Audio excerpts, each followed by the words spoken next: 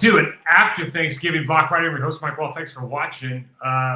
Listen, we'll get right into it. Our show's sponsored by Bet Online. Bet Online's fantastic. And let me tell you why. The Thanksgiving holiday, why not head to the world's most trusted betting platform and your number one source for online betting, Bet Online. From the earliest odds to in-game live betting, Bet Online provides you with constant real-time odds and action and the ability to watch games as they happen. With the largest selection of odds in everything from football, basketball, college basketball, NHL to UFC and boxing, we've got everything over there. So head to the website today to see why Bet Online is America's most trusted site for online wagering. Bet Online, the game starts here. You can find this show on our YouTube channel, Process to Perform. Of course, subscribe, rate, review, all that. But let's just talk about. I want to kind of get this one through quickly because I know that there's a lot of football to be watched. This is a Sunday recording. 30-17. The Packers absolutely. I mean, I don't even know what the score should have been, but it didn't feel like that close of a game. Packers look good, Dolphins look bad. This is another one of those stats I think that just tells the whole story. And I think we talked about this in some other shows that I did last week. That you still win games and lose games because you can run the football, or you win in the trenches, you can protect the quarterback, etc. 14 for 39, 2.8 yards per carry for the Dolphins. We talked about it, before the game. There's a couple of things about the Dolphins that are a disturbing trend in the National Football League, and you got to be really happy that if you're a Packers fan that it's not with the Green Bay. The Dolphins look like the Bears with better coaching. They took a quarterback, they surrounded him with a ton of talent at the skill positions, and they have very, very little talent on the offensive line. And because of that, they cannot operate the way that they want to. They look like a team that, and I think Mike McDaniel, and I've said a lot of great things about him because I think he's a very interesting personality. I think he's good for the league. He's obviously a very smart person. They look like a team that's trying to win on the chalkboard. And when it comes to actually executing plays, it very much seems that, and this happens a lot in the National Football League, that because we can draw it on the board means that we can win, when the reality is, and the Packers are starting to show this, I think especially on defense, maybe more than anywhere else, you have to be able to execute the positional requirement of your sport. In other words, I might say that, I have a double team on Kenny Clark to go up to Isaiah McDuffie in the run game. But if I can't properly have the right footwork or body position or anything, and Kenny Clark is physically beating me at the line of scrimmage, or Isaiah McDuffie is physically beating me at the center guard position at the second level, then all the stuff that I drew up doesn't work. And that's what it seems like. And it seems like this is not solo with the Dolphins. And you just got to be happy, as if you're a Packers person, if you're in the organization, a coach, a player, etc. You got to be happy that you have outgrown this phase. You're winning because you're better at the fundamentals of the sport than some of these other teams are, and I think that's a really big deal. Tua comes into the game, and obviously there's all this talk about Tua and his contract and the concussions and everything, but his stats are fantastic. 37 to 46, 365 yards, 2 garbage time touchdowns. I mean, he's got 2 touchdowns. The whole thing was garbage time in the second half. You're just running up stats. You run the ball enough times to prove 14 rushes in a game in the National Football League is not going to win you a lot of games. And yeah, they're down early and all this stuff. This game kind of played out the way you thought it was going to, right? The Packers disrupted. I think the timing. Here's the one thing, and this kind of goes into with Tua. I'm rambling a little bit, but when you watch Tua, and I'll show it on tape, the footwork's not there. The footwork's it's not there like it needs to be, and so you have a little bit of pocket. There's some pocket disruption. There's a lack of pocket presence. I thought the second level did a really good job all week or all day of kind of taking away some quick throws. Talking about our second level guys, our linebackers, McDuffie and Quay. I think they both had 10 tackles, both played at a high level. Isaiah McDuffie's just such a good football player, and he just keeps showing up as a guy who just continues to. And I've been saying this for 2 years, but he just keeps showing up as a guy who, and he's even better in this half scheme that he's used to. But he's just a really good damn football player. Our pass rush didn't win. Like you don't point to a guy that's like he's beating his guy, but they did. They won. They got to him. Tua holds onto the ball. He hears footsteps. I think they had 5 sacks. So they're not winning the rep. In other words, if you got rid of the ball in 2.5 seconds or less, they're not winning the rep. But because they walk guys up at the A gap and the 72 is worried about sifting that, so anybody gets a free hitter, or Tua is early in the game is seeing shadows and escapes the pocket to no avail. It does that a couple times, like the 4th down play, obviously down on the goal line, where TJ Slayton bull rushes, but really you have to be able to get rid of the football. I think that the relentlessness of the pass rush, maybe nobody exemplifies that better than LVN, who doesn't win, but comes off late and ends up getting a sack just off of effort, which is the way that he's going to get sacks. So everything seems to be working for them right now because they're playing hard. They're following the scheme standards that have been set by Halfley and that staff. And you just got to, I think you got to really appreciate that. Now, let's flip it. We score 30 points on the Miami Dolphins defense, which has some names that you recognize over there. Probably not the strongest team that you're going to field or face this year. Jordan Love's got another game. After the first series, he settles down.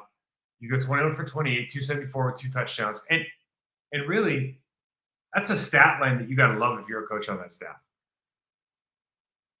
The Dolphins coming to and I say that because you don't want, again, I don't think that at this stage in his career he's a 42-game passer. We saw what happened last time he did that versus the Lions. It just doesn't make sense. Let the team be a run-first football team. And I know we didn't have a great stat line that, but quite frankly, when you're up that many points, sometimes the numbers are the stat lines are distorted on both sides. But the Dolphins come into this game on a short week, and on both sides of the football, particularly on defense, they just look confused on some snaps. Like they have a hard time lining up. It's and the Packers offense will do that to you, but it's also, you can just say, the lack of preparation from the short week. Jacobs has an all-around good game. He's got 42 on the ground. He's got 74 passing, I believe. Tucker Kraft, Tucker is a guy who just keeps elevating himself, I think, in the tight end discussion as far as the best tight ends in the league. And I think he's definitely cracking that top 10, at least in my book. He ends up being the leading receiver on the team. I think from a yard standpoint, what did he have? 6 for 78. Jay Reed has 2 touchdowns. I mean, it was just a really good overall game. Some fun film to watch. Let's just get into film today and get through it, because I know people want to watch football again. So let's talk about this first offensively. They start off kind of poorly. Some of these guys game to play. So this guy at 95, Benito, I didn't know who the hell this guy was, and he absolutely tore us up. Especially, actually throughout the whole game. Everybody knows Calais Campbell, 93. These guys did come to play early, and some guys are ready for the prime time. There's a lot of talk about the Dolphins and the weather, and McDaniel, kind of the way he handled that with his own cutesy with the ice cube comments and everything. I think it's all like everything's fine and funny if you're winning and if your guys deliver, but when guys are out there not delivering and playing, quite frankly, it just looked confused and a little bit down. Some of that falls on deaf ears maybe. This play, early on, you think, oh, come on, man, like, just set your feet, bro. Just set your feet. You got everything you want. Just pivot and set your feet. You don't have to throw this on the run. And we've seen a couple of these, obviously, over the course of his career. He's still learning how to do some of this stuff, and maybe those are plays you're gonna hope that he makes in the future. And then we're just on different pages, and I think for me, it looks like Elgin Jenkins thinks that Josh is coming to him. Josh obviously is not. So Elgin kind of sets and then is late and actually, oh God, it has to run over. Myers, I still don't understand this play how Myers gets picked. Like, open up and like try to accept the guy, grab your left hand and just try to wheel him over.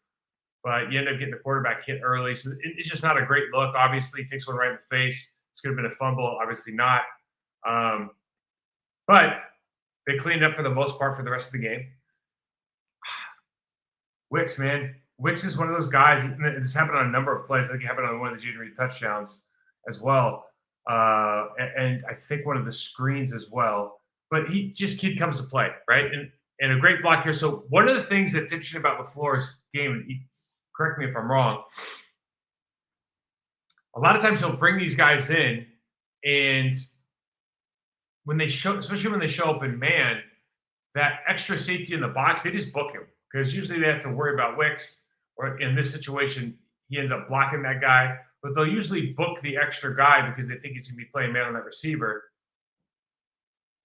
Love the jump cut. I mean, he gets like 4 yards laterally to get back up to that left B gap. I love this play because of the tightness, of that bunch look on the left. Right, that is like a reverse bunch look, right? You've got Reed Wicks and I think that's Tucker Kraft lined up at the tight end position. This looks like run. Like everything that if I was betting money here, this is a run play. And then these are just really tough throws. I know you see on double there, the triple rock there, but these are really tough throws in the sideline. A lot of things can go poorly. You got to really trust your arm. And he obviously, I think he did this twice in the game where you just go, these are the kind of the plays that show off his talent. So we go gun. And this double window throw, man, it's just tough. You really got two guys to throw to, and it's your eyes have to trust him. It's not really the over the top guys, it's the underneath guy that he has to win on. And it looks like you can win either place here. He has the ball going. If you're the Dolphins, you're just kind of scratching your head at this point because you got to make some tight window throws down the field, and that middle linebacker, you feel like at this point is right, and he still manages to fire this ball in there and make him wrong. Fantastic job. Got 2x2. Tucker Kraft just getting some extra. Just always like his yards after contact. All these guys. Now, this just confused, and this is what I'm talking. This confuses the hell out of me. Packers average almost 150 yards a game on the ground. Okay, like, what the hell defense is that? You've got 6 in the box, maybe guy overhang. We'll call it that versus 6 blockers plus a quarterback plus a running back. So it's 8 on 6. They got 2 high. They got 2 down linemen. One's kind of standing up. They don't know what the hell they're doing. I mean, this is like, did you guys not prepare this week? I mean, look at, they're still not figuring it out. Even if you're running a stunt there, it's like, that's just bad football. Good for us. Love this right here. So put Jacobs in motion over the top. And between that and the RPO look, that really has to hold that defensive end. You'll watch this defensive end crash and then square up again. It's just not quite enough. Wilson to sneak through here. So they just run an easy zone. The left, they get 20 out of there. You see we got square up again, and that little hesitation allows him to cut backside. And he should have made that play. Good run. Ball forward. Fantastic. That's not Wilson. What am I doing? Great play by Christian Watson, just kind of running through contact here, making a play on the sideline. I love this technique. So there's been some times during the year where maybe he's not the best blocker in the receiving room, but I certainly think he's game for it. There's a couple things that happen on this play. First of all, these are tough throws. I know this seems like an easy throw for a pro quarterback, but like to throw it in stride, and we talked about this a bit last week too with another one of these on his bubble screen. He's facing the other way. Talking about Jaden. This play doesn't work if the quarterback makes him break stride. It just doesn't work. The timing of it is way off. Now, them playing as far out as they are, as far off the wall again, you think when you watch this play that the Dolphins have to be lined up wrong. But, I mean, look at that. It's absurd. But Christian Watson does a great job of just kind of like tombstoning for a second and then engaging him when he runs in and just getting enough. Right? Just looks disinterested and then just bodies him just enough at the end. I thought it was a fantastic job. But again, the Dolphins, you're like, you got a trips look out there. You got 1 DB out there. Crazy. Crazy, crazy, crazy.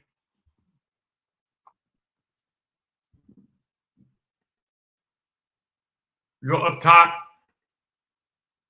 Looks like maybe we're good for. Look at the late separation by Watson. It feels like you're good for one of these a week now. With him, I feel like he's Corey Brad. I mean, he's obviously a very talented guy. Could be number one receiver type guy, but he feels like when I was drafted with Corey Bradford, just a speedster, and they would just every once in a while especially out of our KB formation, we'd get out there and he would just Brett would just put him over on the left, and if they went single high or if they went zero, it would just throw it up, and it was either PI or a catch. You're good for one a game. I feel like we're getting there with Christian Watson. It's fantastic. So go empty motion, but perfect timing on this play. So I don't know if this is a check and they're checking this into pressure. They just had to bring pressure off the slot, but because they bring pressure off the slot, they really get confused that the linebacker and the safety is like, where do we go? And because they bring pressure off the slot, this turns into a really easy way to screen. And for me, this is a great way to just do a bubble screen with the running back because of the angle. So the running back can just turn, doesn't have to back up. We'll show this on the other side with the Dolphins where this becomes a problem. But for Josh Jacobs, this is a really easy catch into what honestly just really call a bubble screen. And they get the lineman out there so he can cut back. It's really fantastic job. It's a great play design. Obviously, it always works. Things always work better when they pressure into the play. But that's these kind of short passing game. But you love when screens work because the linemen get out. Because I can't tell you how many screens don't work because the lineman can't quite make that play to the safety. And so when they run that pressure right there and they get a switch and the linebacker and Rashid just goes to the linebacker instead of the safety out there, man, it makes it so much easier. All right, so look, this team's obviously a playoff team. We don't know where they're going to be seated, and it's like, how far are you going to go, right? And when I say that, moving forward, Josh Myers has to play better, man. He did not. I mean, this guy absolutely ate him up at different points during the game. I mean, he didn't get your left hand on him. Bad footwork, hand placement, gets pushed back 2 yards off the line of scrimmage, makes the running back jump cut early, gets in on the tackle. And this guy his footwork is killing him. He takes his first step and it's so far back, he's turned the wrong direction. He's not getting any ground. He's not getting any leverage, we should say. Gets pushed back, gets knocked on his ass. Again, it just makes it difficult for the running backs. They're having to cut before they want to. And, I'm not looking for these plays. I'm certainly not, I was an offensive lineman, man. I know how tough it is in there. Like, it's tough to play ball, and sometimes you get your ass kicked. But this is one of those things where I think he really needs to improve. These guys want to see some. You can't mask some of this stuff, and he's been good this year for sure. But this game, in particular, he's always. You haven't had to talk about him a lot, but this game, and it's really kind of jumped out as we got to shore up some of this stuff a little bit. Maybe he's still suffering from a little bit of that injury. So we go under center play action, and then everybody's seeing this play. Right? Here's what I stopped. One, could have got a little bit better block there. But look downfield here. I love the process, man. I love how hard. There's two places on this coaching staff where I think the coaches need to get upgraded or promoted. I said the wrong word there. Promoted. Wide receiver room is clearly, right, just doing a class job of developing young talent that make them hungry to do the right thing, as shown here. And then obviously the linebacker room with Halfley coming in, that room has been all the difference in the world. Great job blocking here, though. I love it. Great job. Get down here. This guy came to play. Read your stance. Left foot back. Read your stance. Jumps out. Big Sean Ryan whiff. That happens, but it's like, read the stance, boys. It's not hard. Okay, we got under center again. This is just a class throw. That is just a class throw. All right. We're going to jump right into the defense here. I already talked about it. Sometimes you watch tape or you watch the game or you're on the sidelines as a player and you see something and they throw it back on the jumbotron. You're like, man, sometimes it's just gonna be our day. And this is how it felt early when you see this kind of play. Look at that pocket, like, and then where are you going? As a former Dolphins employee, I got to go palms up, right? But as a Packers aficionado, you got to be thrilled. But some of the stuff, again, it felt like they're focused on the wrong things down there in Miami right now. Whether it was, they just didn't look like they watched a lot of tape of what we did. They certainly weren't ready for the weather or the attitude. Maybe they spent too much time thinking about it. And then just like some fundamental basic footwork stuff, man. Tough. All right, let's take a look. Everything, this is kind of what I'm talking about. Like when you watch this play, so they're running, they're actually turning this into, if you watch the center, this is actually kind of a lead, but they're folding under the tight end play side. The guard gets beat. They got a backside tight end coming over to lead through like a fullback. Everything has to go right on this play for it to work for them, And they end up just, and on so many levels, this ends up problematic. They don't have, obviously missing the player makes an impact, but you just kind of look when you're looking at Miami, and everything has to go right on this play, or you're just saying like our guy's faster than your guy in the backfield. That's all that's going to happen. And it's just, it's a disaster. Swarming to the football. Just a staple of the Green Bay Packers this year, swarming to the football. Scheme does not fix footwork. I mean, all of this nonsense in the backfield, cold day. Let's watch it again. So you're going to go here, jump all the way around, come all the way back. So if you're playing at home, 180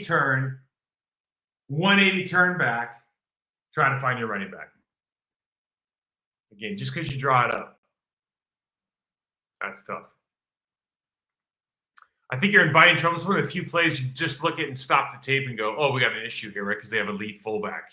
So even if Eric Wilson can beat, Tyreek Hill, you got problems here just from, if you look at the tackle tight end, double team to Quay, the guard center, double team to McDowell. This looks like a really easy block. All you have to do is get the fullback to lead on. I mean, I don't even know if that's what they're trying to do, but it just looks like a really easy play. Oh, so this is kind of interesting. So you don't see this all the time. Guy motions in.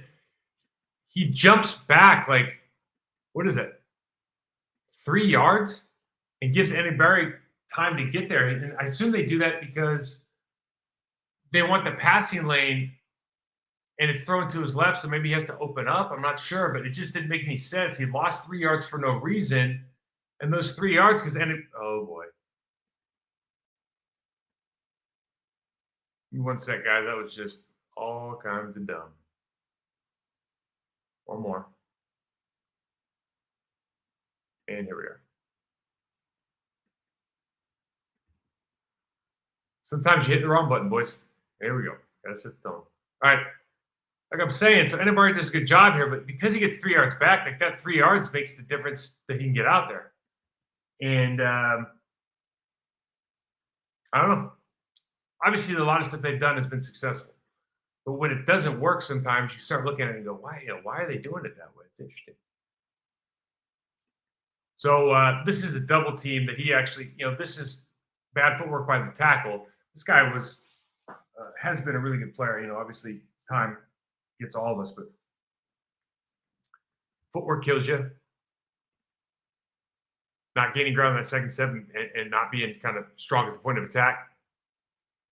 Ends up just wrapping through, making a great play. Just being out physical, like the double swipe from Carl Brooks here. But really, LVN is not winning anything here. I mean, but because you keep working, Rashawn Gary as well, because you keep working, get back inside, end up getting a sack.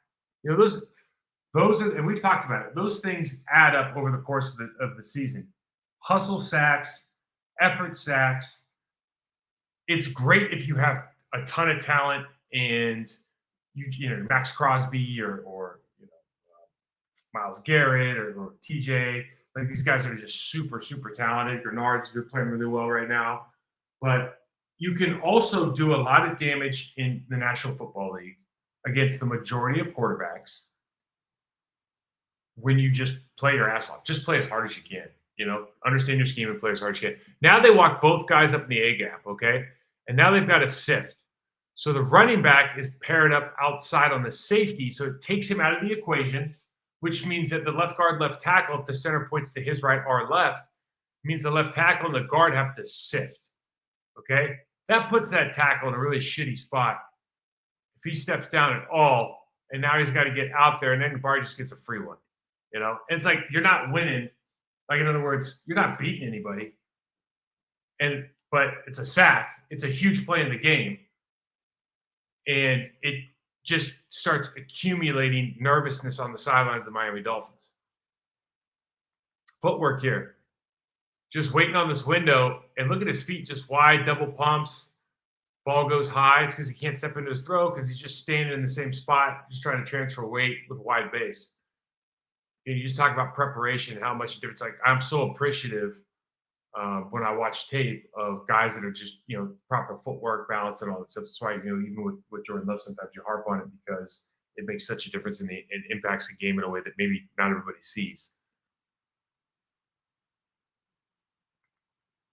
So we got the wide rush on the. We got the 2 3s, man. This is what like show's over, folks. Like everybody go home. Isaiah McDuffie. Scud missile here, man. 9 nights, baby. 9 nights. You quit the game. You quit the game. These are the kind of plays you expect to see from Tua, right? These timing throws, they kind of just turn his back for a minute, sees the either Waddle or obviously Tyreek Hill just getting that deep curl. Love this. So they try to run out from a 2-eye. They're trying to run like a gap scheme, as I would call it, left gap, center and guard up to the linebacker. And you can read Carl Brooks' feet, but I just don't feel like the Dolphins watch tape on the Packers at all, because it was obvious to somebody who watched them all the time that he's slanting out. Their footwork's all jacked up, backside open, can't get up on. Quay just pushes this guy off. McDuffie's through. Just completely out-prepared. The Packers are completely out-prepared the Dolphins here. Then this 3rd, 4th down series. Great job by Nixon here, obviously. But, does anybody think they're going to run the football down here, given their history? And this is just, you got to be joking, man. This is one of those things where you're watching this, and, no one's fooled. Watch TJ. Does TJ Slaton really think they're not? Does he think for a second they're not throwing the football? Great job, TJ. Great job by Quay. Great job by everybody. Sometimes you dump it on the other team. It's great job by the Packers. Short week to study. It's okay. This is, again, I'm just going, former Dolphins employee as well here. Guys, did we watch tape? Have we not seen Quay just absolutely launching this guard? In this exact look, literally this exact look last week, we did not watch this at all. Hey, they asked this guard. He even makes it more obvious this time. He asked the guard to just try to take 2, man. Just take it yourself. What are you doing? So again, our guys don't have to win because they work their asses off and the other team isn't well prepared. Fantastic. And that's the name of the game. That's how these games go sometimes, particularly on Christmas. Or excuse me, the holidays, Thanksgiving. Any one of these games where it's like a short week and they don't want to, hey, we don't want to beat you up physically. We're going to make this light and fresh. We want you guys to be ready to go. They do all this stuff, and then at the end of it, it's like, and you got to watch some film on your own and blah, blah, blah, blah, blah. And most of the coaching staff has been prepping for this week for the last couple of weeks, but maybe they didn't have time to get in the Sunday games to watch it. But man, it's like,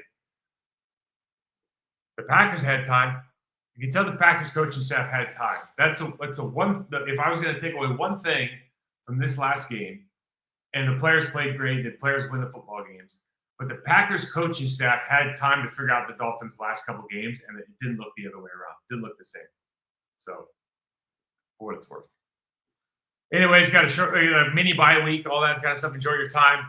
Again, I hope you enjoy the show. Hit me up, Michael68 on Twitter, Process to Perform on Instagram. Thank you to our sponsors, the old Bet Online.